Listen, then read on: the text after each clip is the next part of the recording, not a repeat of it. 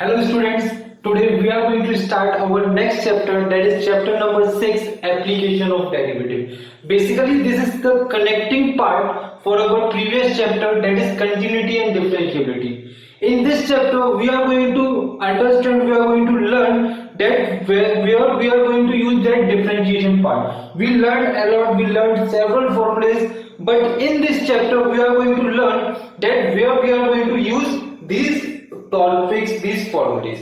Okay, this chapter is basically divided in 5 subtopics. The first one is rate as measure. Our second topic is increasing and decreasing function. Our third topic is tangent and normal.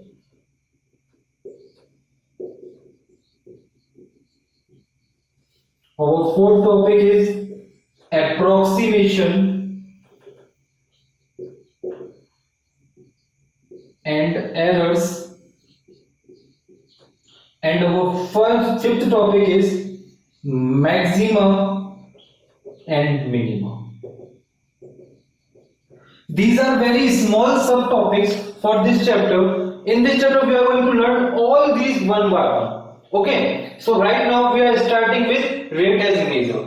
So as it is clear, rate as measure means in this topic some conditions are to be given. Conditions are like suppose you are going to change one variable and you have to read the change occur in any other variable. Means we said dy upon dx, in which y is a dependent variable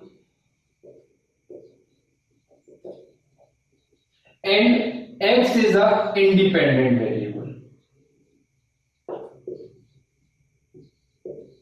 So whenever we are going to change any independent variable, we have to study that what was the changes occur in dependent variable. For suppose there is a spherical ball of some radius.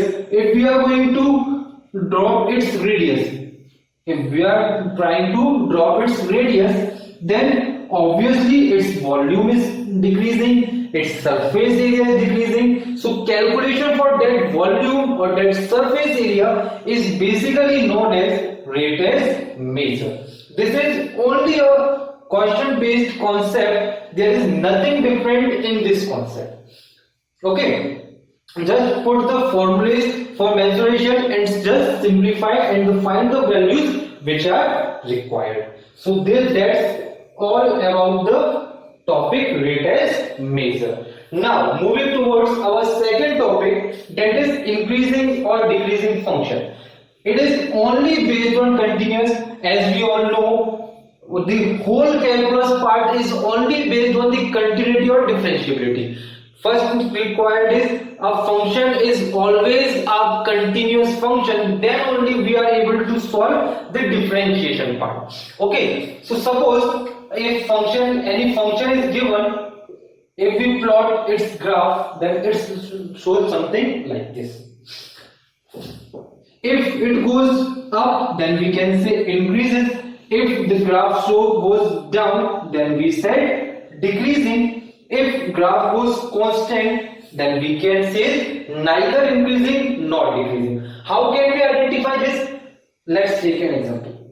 Here at some point x1, the value will be something, we can say fx1. At some point x2, the value will be something different. Suppose let's say fx2. Okay, now if we find with the help of differentiation, what we get? Fx2 minus fx1 upon x2 minus x1. Here x2 is something above than fx1, so we can say fx2 is greater than fx1. It is already seen that. And here x2 is always greater than x1. If these both the conditions are greater, then this function always shows a positive value, so in that case we can say that f dash x, this is f dash x, is always positive number. If it happens, then we can say the given function is increasing function. Suppose in that case, in this case x1, x2, here it is fx1 and here it is fx2. Here fx2 is less than fx1. So when we substitute this value here, we get numerator negative. It means we can say f dash x is always less than 0. So this is the condition for increasing. This is the condition for decreasing. Clear? Now, if we are talking about a constant function, here it is x1, here it is x2. For both x1 and x2, fx is same. So when we substitute here fx minus fx, then it will be 0. So we can say when f dash x is equals to 0, then the function is neither increasing nor decreasing. Neither increasing nor decreasing. So these are the basic conditions, these are the basic things which we used to find that whether the function is increasing or decreasing. Okay, so that's all about the topic increasing and decreasing function. Just note it down first. Now moving towards our next topic, that is tangent and normal. Okay, we know very well what is tangent. Tangent is a line which touches any curve at only one point. Suppose a curve is given, a curve goes something like this. If we draw a tangent on this, then it will be like this. Okay, in this topic we only need to find the equation of tangent and equation of normal. Tangent is a straight line, so we know very well the equation of a straight line is y minus y1 equals to mx minus x1, where x1 and y1 are the points which lies on the line and m is the slope of that line. We can say slope dy upon dx as well. Why? Because slope is y2 minus y1 upon x2 minus x1. That y2 minus y1 is nothing, just a dy, change in y, or we can say x2 minus x1, that is dx. So it is the equation of tangent. These x1 and y1 are the points which lies on axis on our line, on what we can say tangent and that curve as well. So this is the required equation of the tangent, or we can say y minus y1 equals to dy upon dx x minus x1. This is the required equation of tangent. Clear? Now the second term is normal. So what is normal? A line which is perpendicular to tangent is known as normal. A line which is perpendicular to tangent is known as normal. So when we find the equation of normal, it is also a straight line. So the equation of normal is y minus y1 equals to m. The slope for this is m1. The slope for this is m2. Okay. X minus x1. x1 and y1 are the same points because it also goes through the same point. But here m2 will be different because we know very well for the condition of perpendicularity for the slope m1 m2 equals to minus 1. If we know m1, then m2 is minus 1 upon m1. Substitute it here, then we get y minus y1 equals to minus 1 upon m1 x minus x1. If we substitute the value of m1, that is y minus y1 equals to minus 1 upon dy by dx and x minus x1. So this is the required equation for the normal. In this topic, we only need to learn these two equations. We just got the questions on the basis of these questions only, these equations only. I hope it is clear to all of you. Now please pause the video to note it down. Now moving towards our next topic, that is approximation and error. Approximation and error is basically to approximate the value, means somewhere where if we have to find the value of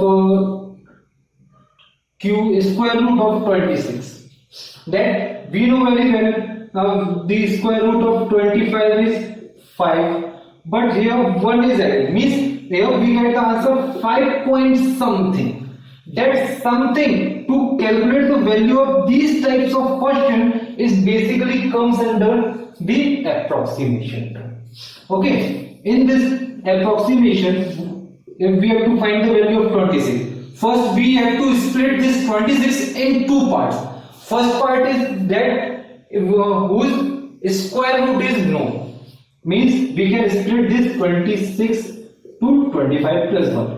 We know very well the square root of 25 is 1. Now we have to find for the 1. So here we get the 5 plus something. We can write 5 plus delta y. Now we can find the value of this delta y, and this process comes under the approximation and error. Suppose convert this in a algebraic term. Let y equals to x to the power 1 by 2. And differentiate this dy upon dx, we get 1 upon 2 x to the power 1 by 2. We have to find the value of dy, so we can write dx upon 2 x to the power 1 by 2. Now substitute all the values, we get here dy is equals to dx. It is, I already told you, this is x, this is delta x. So delta x is 1, x is 2, x is 25, so square root of 25 is 5. If we simplify, we get 0.1. So we can clearly say 5 plus 0.1, that is 5.1. So the square root for this function is 5.1.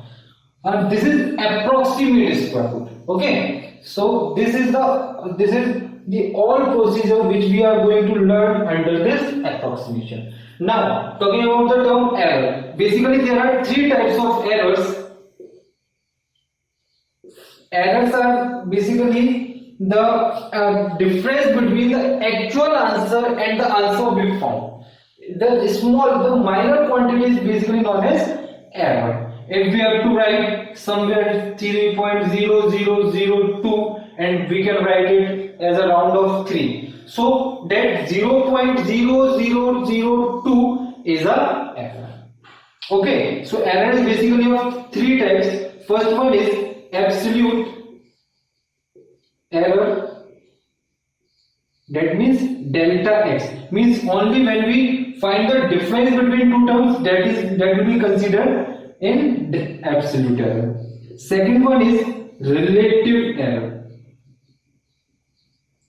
that it will represent by delta x upon x, when error is compared with the actual value. This will be known as relative error. And at last, percentage error. When we convert this relative error into a percentage value, then this will be considered as the percentage error. So basically these three are the types of errors. So that's all for this topic. Now moving towards our last topic, that is maxima and minima. Before moving towards maxima and minima, just pause the video to note it down. Now moving towards our last topic, maxima and minima. This is very important topic for our syllabus point of view or for our exam point of view. So maxima and minima is like, suppose if we plot a graph, something goes like this. Okay, or we can correct it first. It always goes. Suppose this is a graph for, this is a curve for any equation. Okay, So this is the process in which we are going to find that the graph it goes what is the maximum height for the graph. This value we will get it from this process, and we will also get the minimum value for the graph as well. And for what value the graph goes minimum and for what value the graph goes maximum, this is the whole process which we are going to understand about the maxima and minimum. This will be done under 3 steps. You just need to follow these 3 steps and you will get the answer. The first step is find f of x and differentiate with respect to x. Our first step is to find the fx and then differentiate f'. Differentiate with respect to x.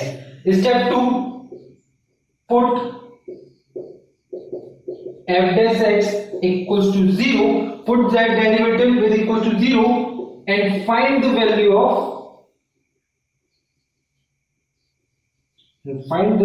of x. Means at this is the point where the graph goes turn. Means at this point we will differentiate. It always shows derivative 0. Why? Because this is the peak point. After that graph will turn. If it goes to maximum, then it start decreasing. If it goes minimum, then it will start increasing. It means at this point the change will become stop. So this is the critical point now. Okay. So then at the third step, find f double dash x and put the values of x. Whatever be the values we find from here, we just substitute it here.